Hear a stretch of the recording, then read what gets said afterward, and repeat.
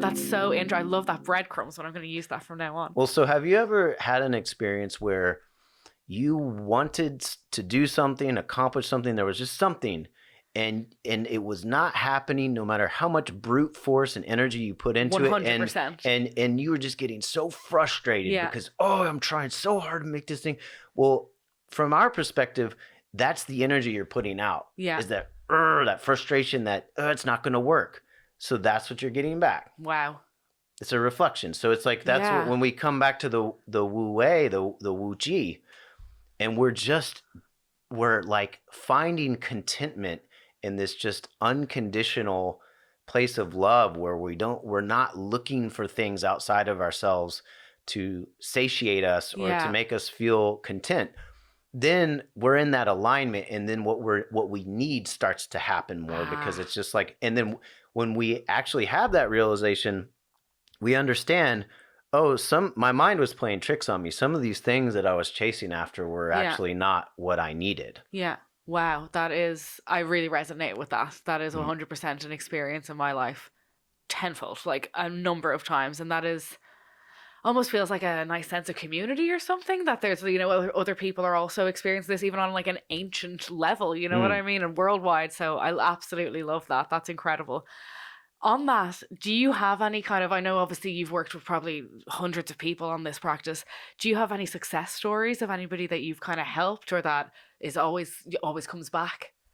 Well, I will say that the people I've worked with are doing cool things. Yeah. And I think one of the things that I've learned through this practice is that it helps provide clarity for people. So there's a lot of times that there's things underneath the surface, things that maybe are bugging us, that are in our way, that are preventing, we need to like sweep them away so that we can see what we actually should be or want to be doing.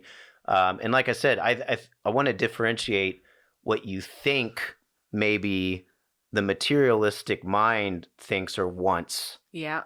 Versus what the soul, what the heart wants. 100%. And having that clarity. And so a lot of times there's people in their hearts, they know they should or want to be doing something, but the world around them tells them otherwise. Yeah. So they play small, they don't pursue that, and and then as a result find themselves being miserable. So that's one thing that I've noticed from the people who've practiced Qigong with myself, and not just from people who I've taught, but others other like retreats and other instructors and people I've been around, is that it just seems like it opens people up, gives them more clarity and on like what is truly going to bring them happiness, not in the sense of like this limited, okay, I accomplished this one thing and now what? Because I think that's what happens a lot with our society is you have people, even the people at the very top, the zenith of whatever industry they're in. Yeah. And you see they're miserable. Yeah, absolutely. And you're like, why is that? Like this person has accomplished everything and all these people underneath them are like wishing they could be that person. So what is that? Well, something's not being fulfilled here. Yeah. Right? Yeah. I interviewed a kind of a spiritual thought leader. Her name's Mami Onami, and she was just illuminating in everything she said, but she talked about the upper limit problem. And I thought that was so insightful because it is something that so many people deal with when they get to the top of their game, where like you said, they achieve that thing that they've really wanted to achieve, and then all of a sudden it's like, well, blow it up then, it's like, or they're just so they don't know why they're so unsatisfied because they've done it, but perhaps it wasn't quite exactly what I guess it's the difference between wants and needs, really, isn't it? And the heart and the head and stuff like that. Wow, I love that. That is so exciting.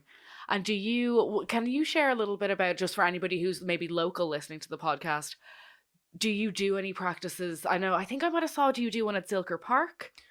So we have a thing called Monkey Tree Mornings that that sounds fun. We generally do. We've done this since 2019. I wasn't actually the person who started this, but over time, someone handed the reins to me. So I don't know if you're familiar with Neil Dumra. He does Third Eye Cacao, Third Eye Meditation Oh, Lounge. So nice. that's like in the village of Casa de Luz. He was one of the folks who originally started that, and we actually started it. This was back when, I don't know if you remember, when the Amazon had some crazy fires going on, Yes, yeah. and this, like I said, was probably like late 2019, and Hmm. we had a friend, uh, Daniela, who said, "Hey, we should go dance, do like a rain dance at the monkey tree." We're like, Yeah. "Cool, let's go, let's do Let's it." do it. So we did it, and then we're like, "This is fun. We should keep doing this." So he like kept doing it, kept coming back, coming back, coming back, and then it just turned into a thing. And so we generally do that from, it depends on the weather, but typically like April until like late September, That's a lot of somewhere fun. around there. Yeah. Tuesdays at 7 a.m. We do about an hour practice. Third Eye usually donates cacao, and we jump in the springs right Wow. afterwards. So, yeah, that's a lot of fun. That's really commendable that you can make it so accessible to Mm, everybody. That's really, really cool. And I guess as well, that's one of the kind of benefits of like the internet and being able to mm. get the word out and having those YouTube practices. One thing you've talked about that really resonated with me there was the consistency of the practice and to kind of get a cumulative reward from it. I guess reward might not be the right word, but you know what I mean. Would you say that is there any more value in doing it in a group, in person, to kind of absorb other energies from people that you're with, or can it be something that you do following a YouTube program or something like that? I think it's very important to have an actual teacher at some Okay. point. At some Wow. point. And again, for people who are new to it and they're dabbling in it, having a YouTube practice or any practice that's just getting you involved with the practice, reading books, getting more familiar with it, Mm, all of that's great. But at some point along your journey, if you really want to get deeper into it, I think it's important to find what we call a shifu. So a okay. shifu is like your master teacher. That's Uh, Kung Fu Panda. yes, exactly. That's right. That's what that means. Hmm. Professional Yes. reference there by me. Yeah. Okay, that's really interesting. I love that. Are you a Shifu?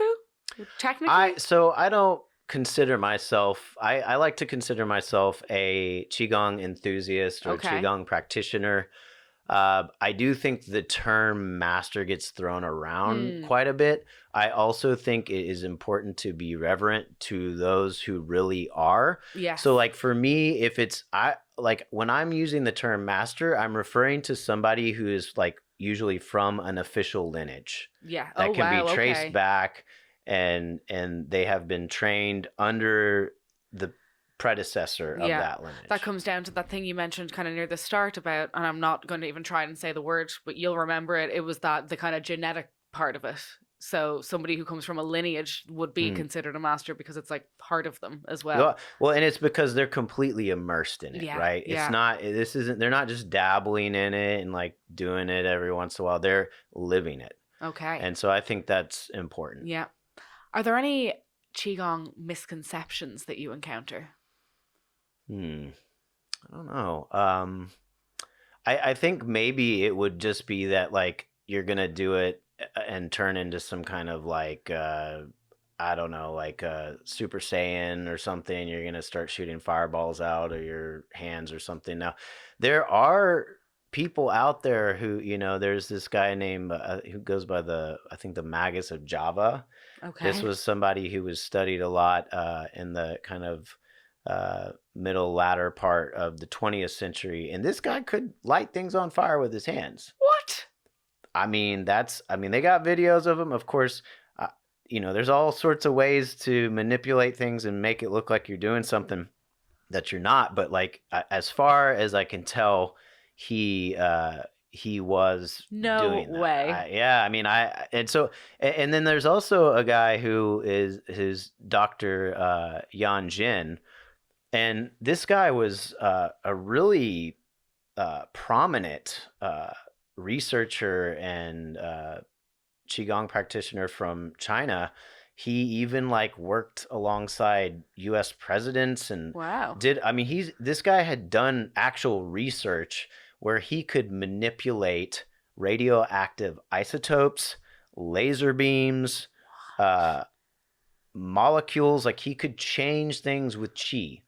And people said when they attend one of his lectures that the chi would affect them just from attending his lecture. Wow. And he supposedly wore these special kind of glasses because his chi was so strong too much, that he needed to put the glasses on. So unfortunately, I can't figure out what happened to him. Really? They were actually very the Chinese government was very much promoting Qigong towards the end of the 20th century. And somewhere around the turn of the century, they kind of reversed course on that. And I don't even know where he is anymore. Like his website hasn't been updated in what looks like since probably the late 90s. I mean, it still looks like it looks that old. We've got a mystery on our hands. Yeah, I mean, and there's speculation on the internet as far as what happened to him. But yeah, there are definitely folks out there who have cultivated chi that I have personally been around, like somebody who I would refer to as a Master Zi Zhao, who's a 16th generation lineage holder of Sanfeng Pai. And this guy's chi, I mean, he emanates it, right? Like when you're in his presence, you're like, okay, this guy's doing the work. He's a real deal. Yeah.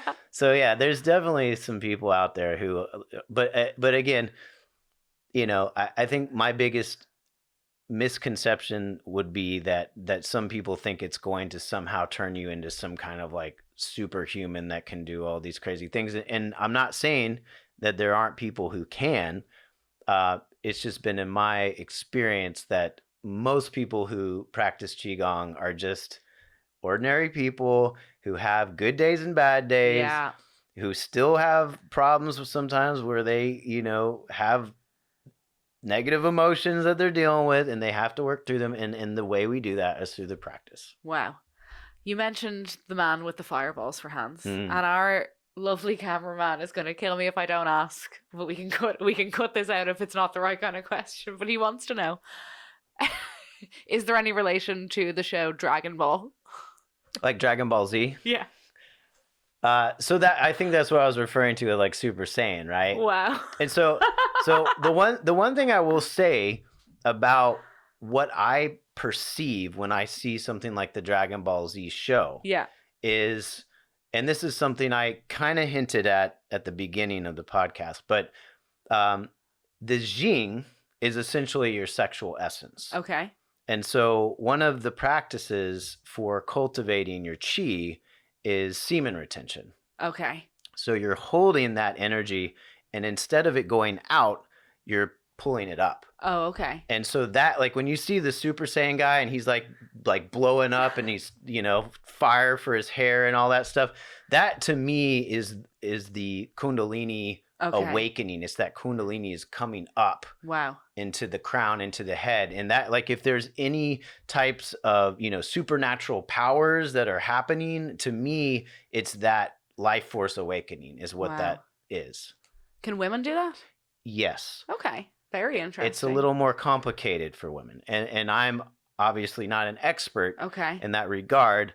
My understanding is, so like I said, there's the Taoist Secrets of Love, cultivating male sexual energy, but then there's also Healing Love Through the Tao, cultivating female sexual energy that Mantek Chia and his wife wrote.